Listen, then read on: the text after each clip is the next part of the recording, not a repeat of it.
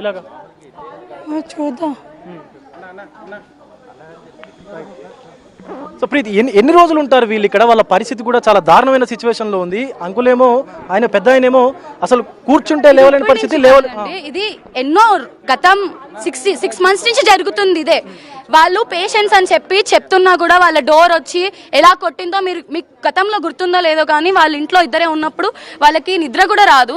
Heart patients వాళ్ళిద్దరు రాత్రి అంతా మేల్కొని ఉంటారు. పడుకోనివ్వకుండా వాళ్ళని డోర్ కొడుతూ కొడుతూ కొడుతూ ఎంత హింసించిందో అప్పుడు కూడా చూసాము.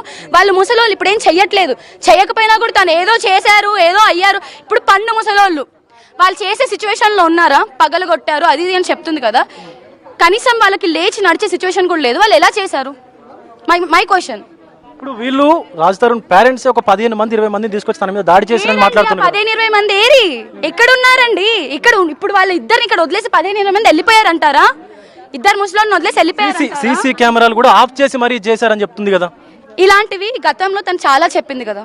ఇది కొత్త కాదు కదా. లావణ్య చెప్తుంది, గతంలో చెప్పింది మస్తాన్ సాయి నా ఇంటికి వచ్చి నా టీవీ ధ్వంసం చేశాడు, అన్ని ధ్వంసం చేశాడని చెప్పింది. దానికి ఎవిడెన్స్ ఏది ఉందా? ఎవిడెన్స్ ఇచ్చిందా ఏ రోజన్నా? ఎవిడెన్స్ మస్తాన్ సాయి ఇంటికి వచ్చి టీవీ పగలగొట్టాడన్న ఎవిడెన్స్ ఏ రోజన్నా ఇచ్చిందా మీకు?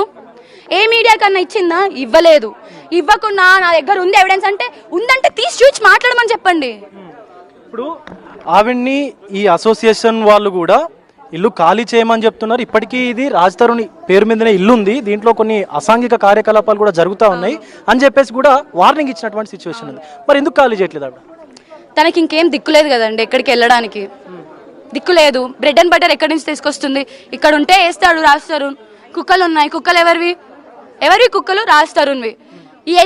మొన్న చెప్పింది కదా మీడియాలో 21 కుక్కలు ఉన్నాయని చెప్పేది. 21 కుక్కలు చూపించమని చెప్పండి. అన్ని చంపేసింది. అది కడుపున పెట్టుకుంది కుక్కలు కర్మ.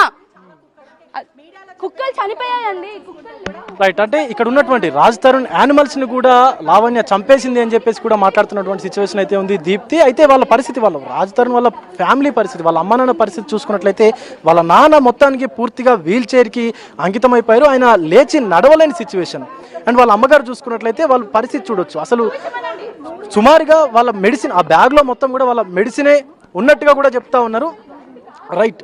ఈ ఇల్లు చూసుకోవచ్చు మనకంతా. ఈ విల్లా గురించే పూర్తి గొడవంతా కూడా ఫస్ట్ నుంచి కూడా ఈ విల్లా గురించి, ఈ ఇంటి గురించే ఈ గొడవంతా కూడా స్టార్ట్ అయింది. వాళ్ళ సామాన్ ఇదంతా చూసుకోవచ్చు, ఆ మొక్కలు అదంతా, ఆ విల్లా అంతా కూడా ఇటు మనకు ఆ బోన్స్ చూసుకోవచ్చు, ఏదైతే మనకు డాగ్స్ అని చెప్తా ఉన్నారో డాగ్స్కు సంబంధించినటువంటి ఏరియా అని కూడా చెప్తా ఉన్నారు. రైట్. ఒక్కసారి ఈ ఇల్లుని కూడా చూసేటువంటి ప్రయత్నం అయితే చేద్దాము.